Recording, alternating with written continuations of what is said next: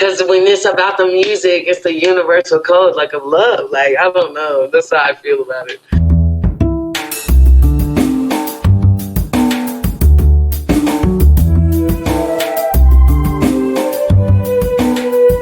This is Champaign is Also a Band podcast. One songwriter, one song. I'm Sven, your host for a journey into the music of Champaign, Urbana. Recorded in the Blue Box studio with a songwriter from the Champaign, Urbana music scene, past or present. Champaign is Also a Band podcast is proud to be a part of the Champaign Showers Podcast Network.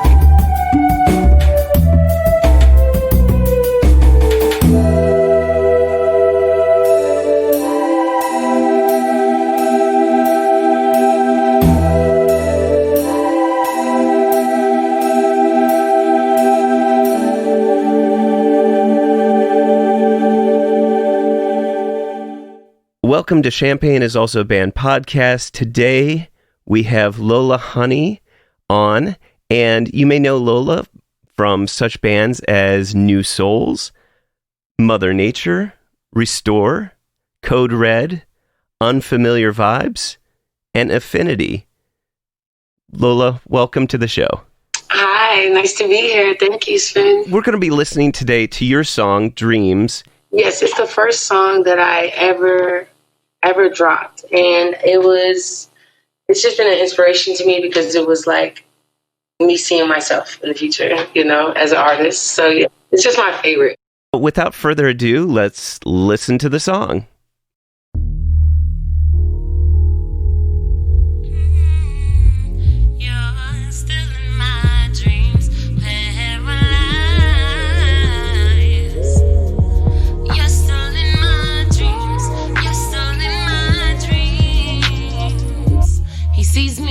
He frees me, he needs me, truth. He holds me, he knows me, he shows me truth. Believe that, he keeps me, he gives me the feeling. I've really been seeking the same thing that I see when I'm dreaming. He said my voice soothes, he said it feel like Jill Scott live in the park midnight with a full moon. And even when I feel blue, he comes through with the golden hue. His mind is my mind, he makes me take time with my rhymes, and then I shine right on cue. Cause baby go king with his crown, know to bring Mary when I need him around. I sat on my swing and sing, and he watches me, that's how we got to meet. And now I'm consciously waiting on the sunset. I can't imagine my nights without you there, and everything I have is yours. I'd be up late night singing your name to these chords. And baby, that's why you're still in my dreams, paralyzed. You're still in my dreams, can't get you out my mind, baby, no. I think we met before in my dreams. I think we met before in my dreams. I think we met before in my dreams. I think we met before in my dreams. Far away, but he reaches me, speaks freely, then he frees me, captured me and then raptured me. He said, I need you more than rest. I said, like Anita, I'll give you my best. And I just wanna sing him songs, melodize to him all night long. Cause he believes in me, or maybe just to give myself therapy. Sing to him and he gives me clarity on me. All the things he can see in his queen. Visions of the sun slowly setting over a horizon he picked for me. Baby, it's sublime and I believe. Baby, I still feel you. You lost me, no, I lost you. In a nightmare, I still see you. In my mental, and not in black and white. I still hear my grandma praying. Still know it's true when you say it. She covers me like an angel. I know she sent you my way. Oh, I think we met before in my dreams. I think we met before in my dreams. I think we met before in my dreams.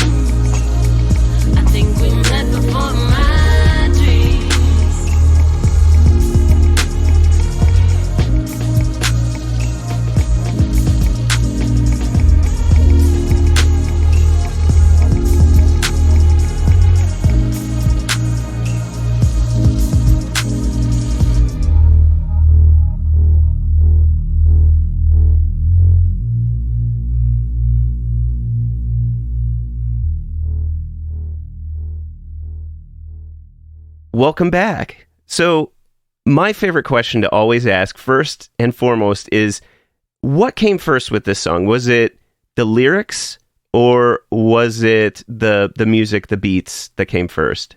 The beat was definitely made first. I was in a creative session with some friends of mine, the Great Thinkers, and they were having a beat cipher, which I had never heard of because, I just never, saw a group of people purposely in a row, just, sharing one beat after another and then letting the round get judged. It was really cool.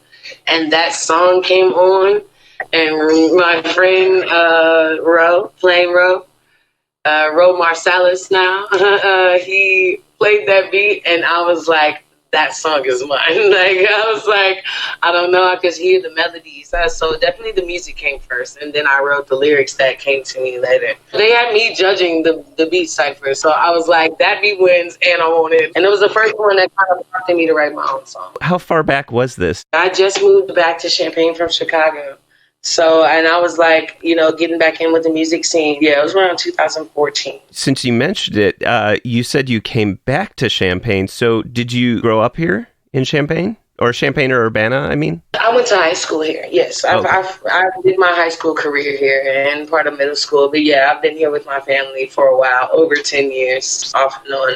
I'm going to dive right back into the song. What particular section did you start, or did you start with the intro that you had? It's funny. So my friend who was there, the reason why I was at that creative session was Klevah, because I started working on it immediately after I had this, idea go off. Everybody's like, okay, yeah, let's make this song. And I was like, trying to figure out, I knew there was some poetry that was going to be in it, and parts of it were going to feel more like I was talking than singing, you know what I mean? And then people will try to say I was rapping, but I'm like, I'm not a rapper, it's just some poetry. Even though poetry is supposed to be a part of rap, but they don't know what that is anymore. I feel like definitely the beginning had nothing to do with everything else, but then it really just tied itself all back in, because the beginning is just that he needs me, he sees me, he frees me. It was like, it turned into the way I wrote the song, because it was like, I was going to use different metaphors, but it was like, why not just use love? And it was like, I think we met before, but it was also entendres about me saying, I think I seen myself in the future or coming out of my past and being able to still see forward. I have this really cool video concept coming up for it too. Oh, really? Okay. Oh yeah. Awesome. It's going to be I want that to be the first video I made since it was the first song I made. Did you have a particular image in your head when you were thinking about this? He sees me, he frees me, he needs me. Were you thinking of this ideal person that you would fall in love with? Yes.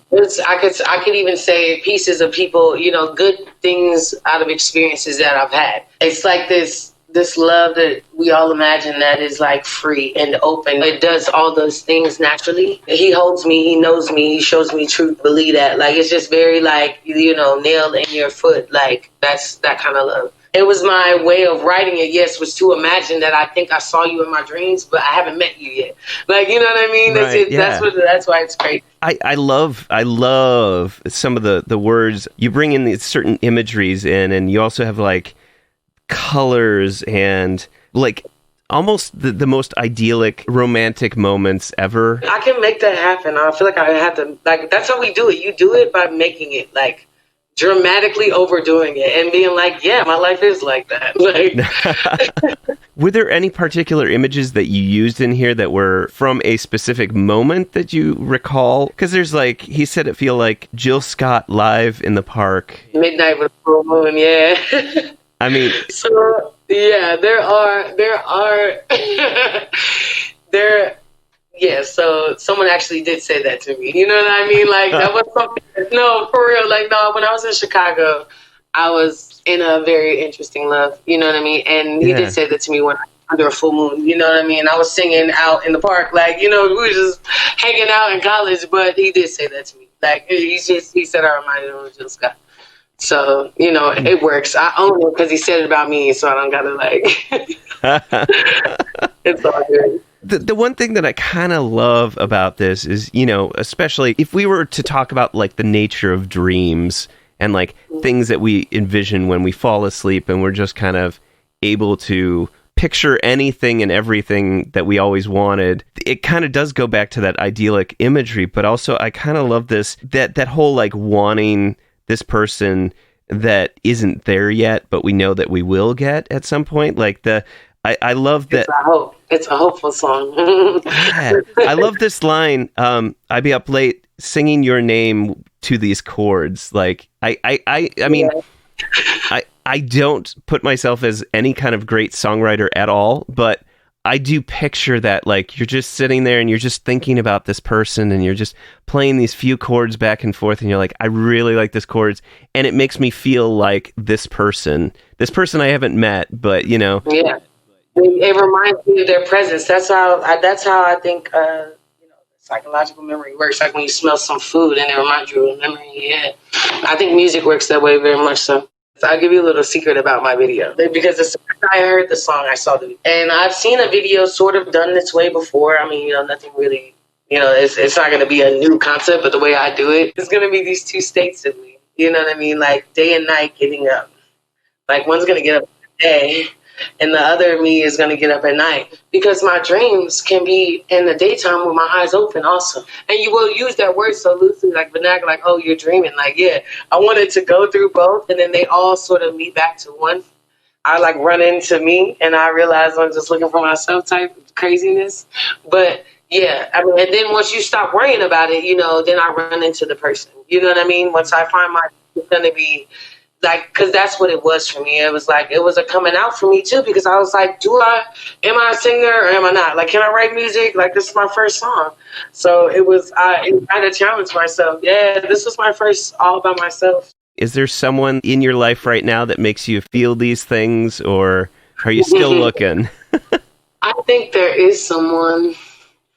Absolutely. But I'm never looking. Like, I let the universe bring it to me. I have love in my life. I have people around me that I know do love me. I'm in a great, blessed place in my life right now. Even though things are crazy and confusing, like, yeah, I do feel that love. It should be electric, like when you drag your feet on the floor and you touch something like boom. And I just feel like the more I speak things into existence, the more they, like, reveal themselves to me.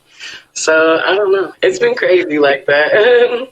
I keep getting pulled back to the bridge that you have, where the bridge is heavy. Yeah. You mentioned before, like when I asked you if there was somebody in your life that was like that fit this, and then you spoke about all the people, the wonderful people in your life that are, people that you love and love you, and that's why I just kind of thought back to the bridge here. The bridge is another. It says, baby, I still feel you. You lost me, no, I lost you. And that is it. It's just a telltale to, like, now I haven't lost a child personally, but at the time I did know somebody who did. And they are in my family, and my grandmother is their grandmother. It was like even reaching back to understand life ahead, you know what I mean? Or death coming ahead. Baby, I still feel you lost me, no, I lost you. In a nightmare, I still see you in my what did I say? In my mental. Color, black and white. Yeah. I was like black and white, like a sonogram. You know what I mean? And like, yeah, I still see you in my mental, not in black and white. I still feel my grandma praying. And then it's like now I'm coming back into reality, like, oh, the person who does love me and cares is still here. I still know it's true, like I said in the beginning when you say it, Those images, I can't wait to do the video. It is my favorite for that reason, because it has so many possibilities, because that's how dreams work. I believe I can, like, sort of control them and step into them too if we wanted to. Like, I'm working on it, I got such a sense of warmth, but that does also seem, it seems warm, but that also seems sad at the same time. I don't know. I've always thought, it's good that when somebody leaves us that it hurts, because it reminds us of how much we actually cared about them so deeply. Yeah, and the love. And I feel like sometimes it is sad like that, because it cuts you, and loss always hurts. But it's like, it should be our job to turn that into a positive. You know what I mean? Like, keep living and not let it, like, kill us, because that's, the job is to live, that's it. I'll go ahead and throw out my favorite line from this. You'll have to tell me what your favorite line is. So my favorite is like, visions of the sun slowly setting over a horizon he picked for me. Yeah, that part is the way it comes out.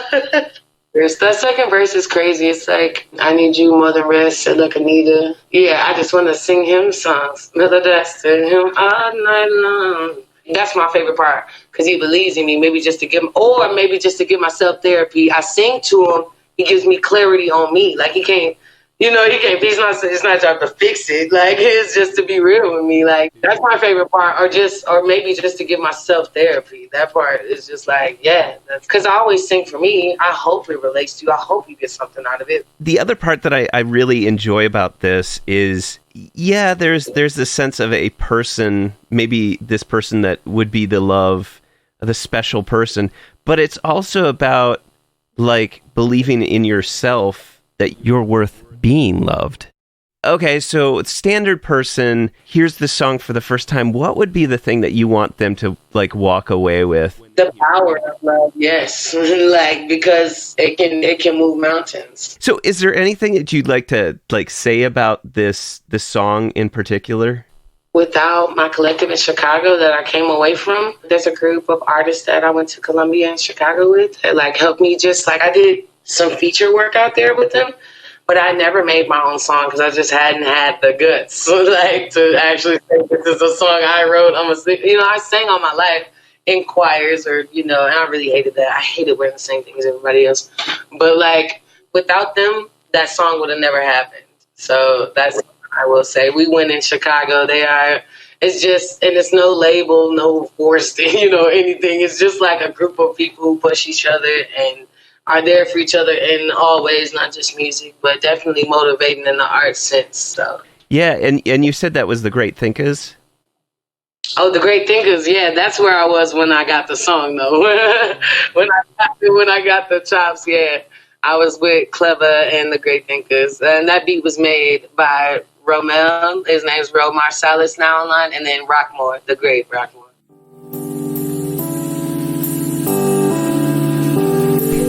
Even in the midst of the current coronavirus pandemic, the Jubilee Cafe is continuing to serve packaged, home-cooked meals free to all every Monday evening, 5 to 6:30 p.m.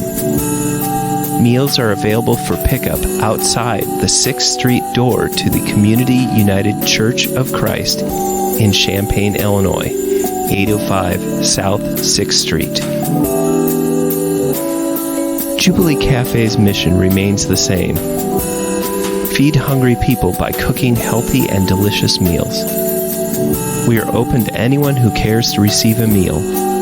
For information on the meal or how to volunteer, go to the Jubilee Cafe CUCC Facebook page or email us at jubilee.cafe@community-ucc.org.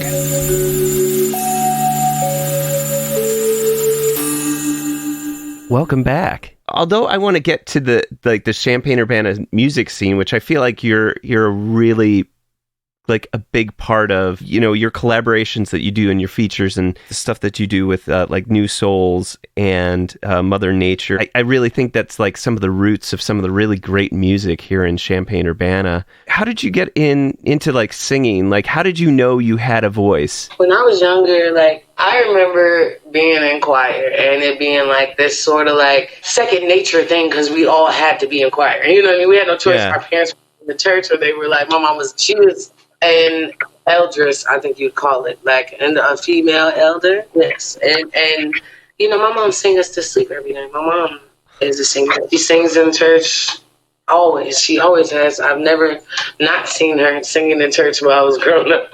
Every Sunday, 18 years. We were just talking about this with my friend. Every Sunday she was singing. And every night, she made up bedtime songs. And it was just because music was flowing through her. You know what I mean? And I don't know if science would, be able to explain, but it was just a thing. She made it a thing. Maybe that's what it was, just manifestation. But I remember being in choir, and I had this solo this one time. And not when I was younger and like I had to do it. This was like in my teens. I remember just sort of having this I had this moment of like sort of stillness, you know what I mean? There was no specific book or, you know, person or with a name, you know, that I attribute this feeling to. But like, just like I couldn't see anyone, like I knew everyone was there and I couldn't really see them. I could hear them, but they were just like the light, you know, it was just like, and I could hear my voice and I could feel what was happening. When I opened my eyes, it's like everyone was crying. You know, and there was this, and I was like, oh my gosh, and I almost got scared. So I'm like, what did I do? Like, I didn't want to make everybody sad, but they were just so moved.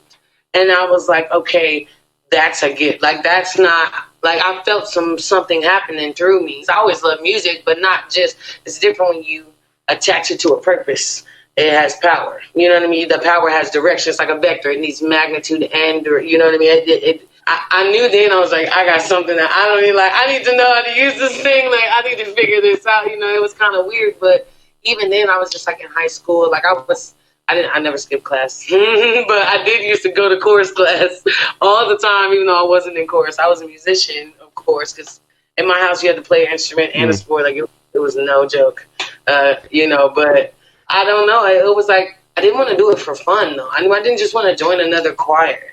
And not that I had to be like some featured solo artist or anything, but I just knew I wanted to sing. I knew I wanted to sing real music. I don't know. I had to use my gift correctly. I had this weird feeling that if I didn't, or if it wasn't, I don't know, if it was ever like misused, it could be so damaging. And not just to me, but to the masses of you know, when my voice gets amplified or rotated, you know, over and over. Like, I can't, and that is something I took from my Christian experience with my mom, because you cannot take that pulpit lightly. You are being amplified, that therefore you have influence, therefore you have power. Because otherwise, whatever you have has the potential to jump to someone else. It's very dangerous. Energy is always transferred. It's never lost. Because I believe that. There are people that are professional musicians that take it seriously because that's their craft. But it sounds to me like this is not just... It'd be so much easier if it was, but it is not. You know, the best example I can give you, how people misuse the scripture, it's like fire in my bones. They try to joke and say it's like the Holy Ghost and the feels is filling me up. But Jeremiah had fire and it was a pain. It wasn't a good celebration fire. It was like, if you don't do right, it was a convicting fire. I feel the songs. I hear them now. Like, I hear them all day. So I know that I'm supposed to be like, and don't get me wrong, I'm not perfect, but I am, when it comes to the music, I won't play about that. Like anything else, I'm still working on that. But I do know when it comes to the music and my voice, for some reason, like it's unbeknownst to me, I have to do it right. Like, you have a responsibility because of the talents that you have, that you need to share that gift. There are souls that just need encouragement or light, and I know I'm walking light. Why would I just hold it in or use it to shine on something dark? You know, like that would, you know, I mean, yes, getting those dark places for healing purposes. As long as I sing, I think my mom's okay. You know what I mean? Like, she'll be fine. But if I ever went into, and not even just like a worldly sense or like was naked per se, but like just like didn't use it for encouragement and for light and for positive, you know, positive energy. Like, she would, you know, that would be the only thing that she'd be mad about. Like, that's, you know, that's what I'm going for. How did you start, like, performing in town? Oh, it's a funny story. One of my very close family members was ill, and I had to come home. I decided to come home. They did not want me to come home, but I did. And I was out and about, and I decided that I wasn't singing anymore. I kind of just paused. I didn't say, like, I'd never sing again.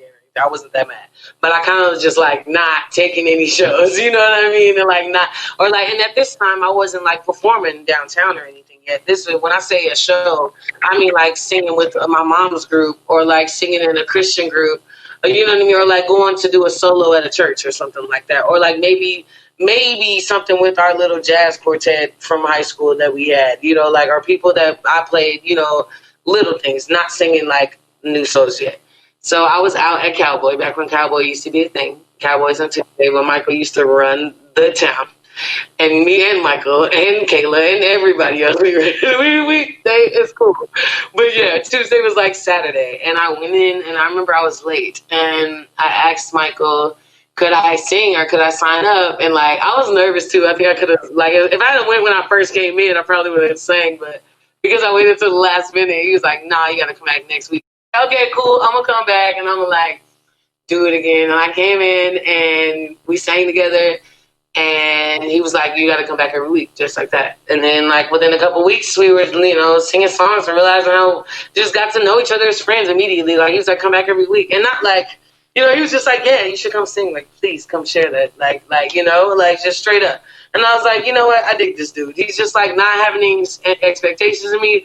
It's not because I had also just come from Columbia in Chicago singing with the great Dr. Owens and like being a very important voice, because I chose to use my gift in that way. And I was just like, and going through the storm I was going through, it just gave me this very, very positive, healthy outlet, with music involved, you know what I'm saying? And not just like sitting around not getting anything done or just like, recording sessions with music that never ever gets put out. It was like Michael was he's really, I don't want to call it a circus. It did turn into a circus some nights, but like he was our ringmaster, but for the arts side, you know what I mean? Like in a Cirque du Soleil kind of way though, it was bougie, like, and he was there for me. And that, then like within a couple of weeks, he's like, let's start a band. And that was the end of it. Like it was over with. After that, like, it was just like, that's how like I got back in touch with, Shasta, and we got into the Mother Nature music, like everything. That's how everything just started, like all these vines just started branching off of it, because I also was just like, yeah, I got you every Tuesday. I'm in here, like, and not because I'm a resident artist, just because thank you for giving me a stage just to be free and be me on. Like, and that meant more to me than anything. I was so mad. I feel like the metaphor I tried to use is I was trying to like go through the window of my own like next thing, and Michael was kind of like, the door's open, like, and I was so emotional, and like then the song, and then Dreams came out, like just like that. It was just like that, and then we played summer camp. You know what I mean? And it was just like things just, I'm so grateful to him. You have no idea, even though like, it's been so hard not to see him and not sing with him all the time right now. It's been crazy. I miss him right now. Do you have a particular favorite venue in Champaign, Urbana? That's a toss-up. I don't know if I can answer that question. My friends are involved. Oh, okay. I can cut that out. No, okay. Do I have a favorite place? Like, okay, I would, because we're not going to make it about the venue. I'm going to say my favorite place to sing. Yeah. My favorite place to sing, or the place I've had the most like memorable like singing experience, and it's going to sound crazy, but it's Watson's. And it's because we were packed in there and everybody was there. And it was you had to be there moments, you know what I mean? It was also the new place that was just unencumbered to the downtown scene.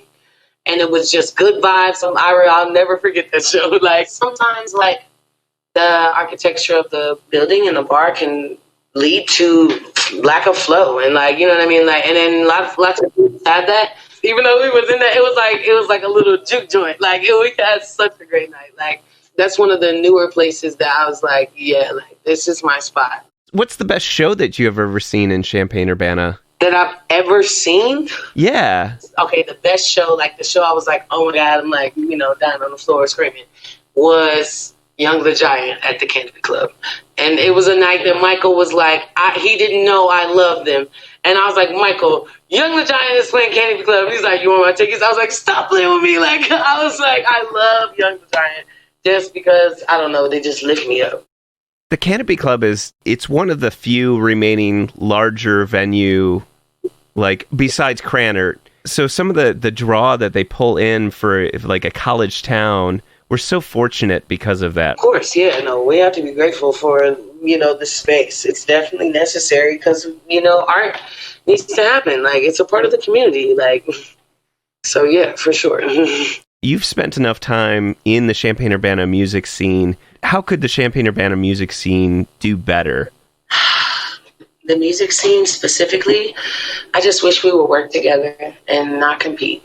I think that is, if you don't compete, then there are no losers or winners. Then I feel like there wouldn't be any car accidents either. It would just be this nice, beautiful Dr. Seuss world or something. But, like, I feel like we have so much It's really just doing it for the right reason. It's been my dream. It was a dream right now to be starting this large music forum for our town. I was about to start the gatherings, but we can't gather, especially not in the mass group. It was just going to be, nothing like big official, just like, hey, artists, musicians, like equipment salesmen, like, how about we all just like talk about what this is? You know what I mean? And move and not let the city and some guy who wants to buy a bunch of land decide what it is, and not 3 stages down at once. Come together, and bar managers, I want everybody there. DJs, everybody. I just feel like we could cancel a lot of the issues. Maybe some of the bad transactions that have happened, or like just bad exchanges could be avoided because everyone cares about everyone's place, so they all protect the music scene together. I'm like, no, we don't have that here, as in Champaign, Urbana. And I wish we would come together, because we could save ourselves if we just come together. Everybody's like, so like me, mine, and now we're gonna lose everything. Like, you know what I mean? It's hard to swallow. It's a hard pill to swallow, but I think now it's happening forcefully. And if Mother Nature so says, so be it, because I need love, and I'd rather have unity. And if you're not unity, then nothing. In general, we all need to be working so much harder on just being kind. Yeah, like stop. They just want to be the best, and they want to be the scene. And it's just like, it's so small. You're just a big fish, and there's this much water. And you might want to just work together and conserve it before it's gone. Well, and just think if I know that this was in Chicago, but just think if there wasn't that sense from the great thinkers that you could collaborate with them. Like, if they were competing with you, that would never have happened, right? Yeah, no, exactly. And people will try to say things like that about them, or say things like that about me. And it's like, but we have real life examples of otherwise, because we're more like, hey, let me hear that verse so I can show you mine. You know what I mean? So we can see, so we both can iron sharpen as iron, diamond cut diamond. You know what I mean? Like, I'm like, man, because that takes some humble and lack of putting down pride and ego. It's because when it's about the music, it's the universal code, like, of love. Like, I don't know, that's how I feel about it, but I know they do too. So that is a great example.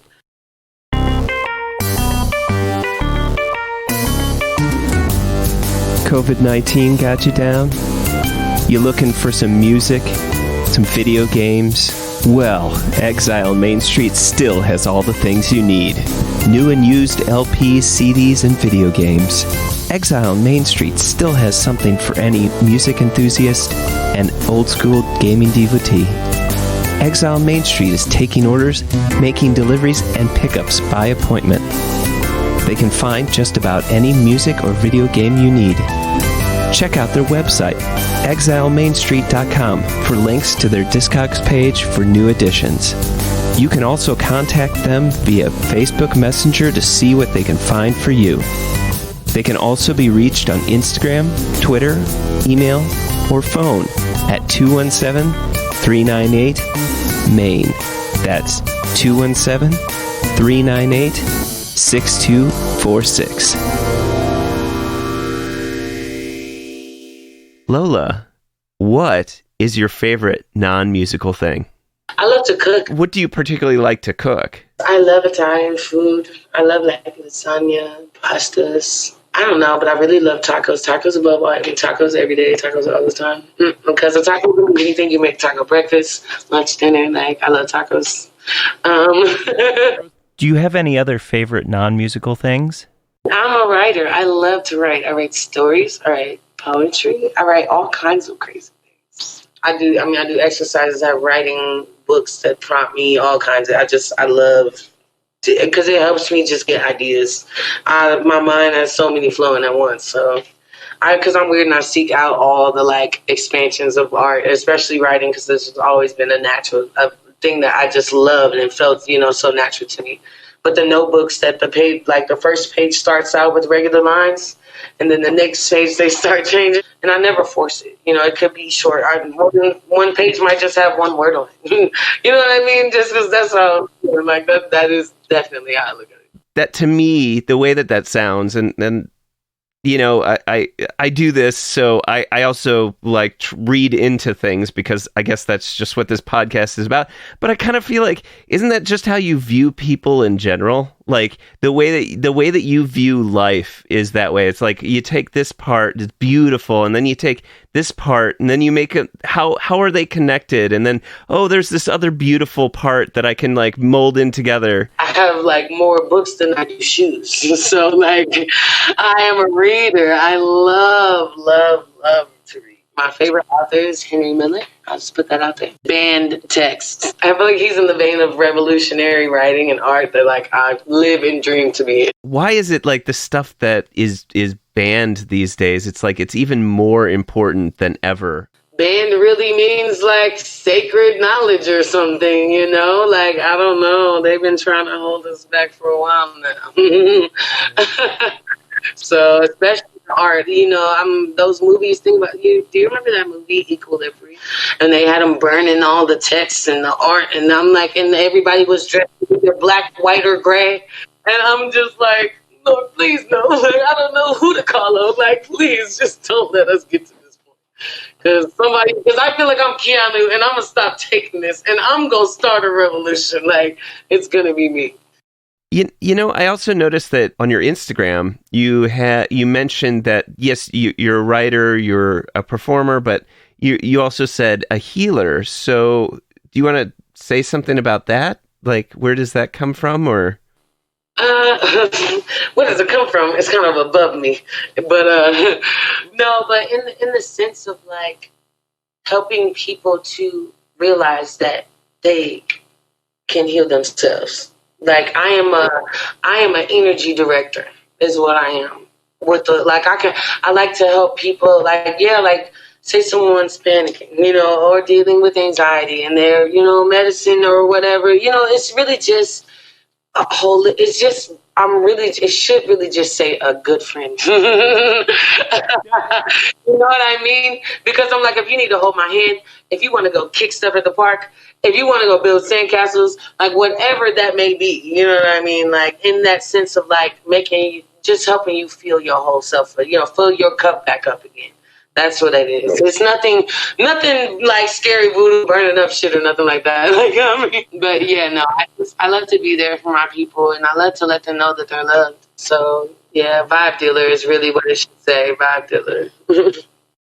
Lola, honey, thank you so much for being on the show and like talking about your song Dreams and like it's like initial beginnings and like how the collaboration happened and about your views on the scene and like the great responsibility of like having music as part of us and sharing it, your non-musical favorite things. And like, it's just been a treat. And I'm so glad that we were finally able to like reconnect and, you know, cause I like, it's been a pleasure being able to see like new souls play and thank you. I love them so much. So and hopefully, you know, we can be all together and seeing each other face to face, not screen to screen. And I hope we do it right this time. Yes. Like, yes. We do better. Like so we don't have to go through things like this. Thank you so much for being a part of this program. Thank you.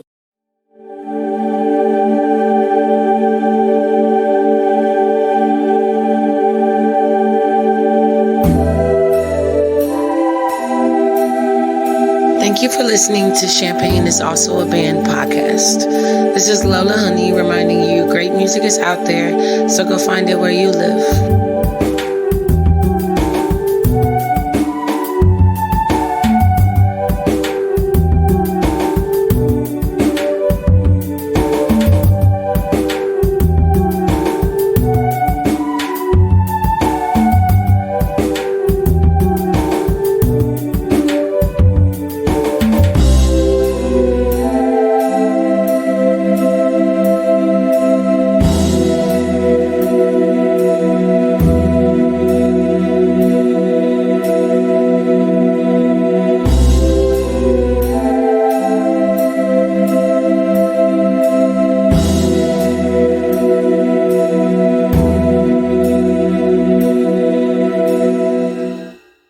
You almost have an NPR voice. It's so good.